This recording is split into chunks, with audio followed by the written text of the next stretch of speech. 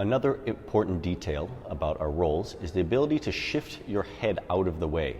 You never want to roll and then suddenly have your head in the wrong position as you try to go over a shoulder, and then your head's in the way and you stuff up your neck a little bit because it's gotten stuck.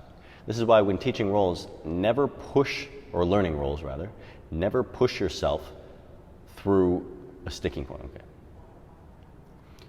Another important detail when learning how to roll is making sure you're able to move your head out of the way so that you can go across or over a shoulder when you're trying to roll.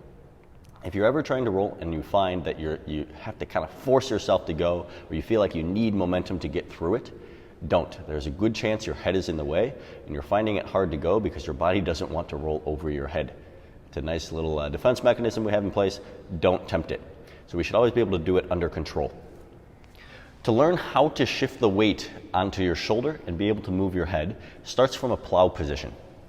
Now, depending on your mobility, just holding the plow position might be of value to you, just spending some time here in a stretch.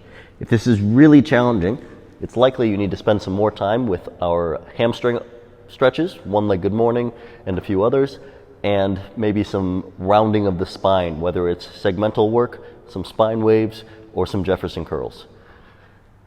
But once you're in this position, aiming to get your feet to the floor. If you can't, that's also fine, but do your best to get the feet to the floor. Same thing as I said in the candlestick video, we want to make sure that this isn't affecting the voice. If your hips are really high and you're crushing into your neck, we don't want that weight there. Hips come back a little bit, which relies on a bit of hamstring mobility, which allows me to be able to talk normally. The first step is to be able to shift your feet side to side. I'll turn sideways so you can see better. I can use little steps of my toes to get to the side, or you can just slide them to get to the side. Do whatever works for you. Oftentimes smaller steps makes it a little bit easier. Go only as far as you're able to under control, and don't expect yourself to get as far out to the side as I am right in the beginning. Once you find that you can get your weight onto a shoulder predominantly, I want you to slide your head out so that you can look behind you. And then you return. I shift to the other shoulder. I move my head out of the way so I can look behind. Once again, if you feel weight on your neck as you're doing this, don't try to move your head. Don't try to force anything. First, make sure that the weight is on the shoulder and you're able to take the weight off of your head and neck. If your feet don't touch the floor, that's perfectly fine. You just do your best to shift legs to one side and see if you can move your head as far as you can, trying to look behind you.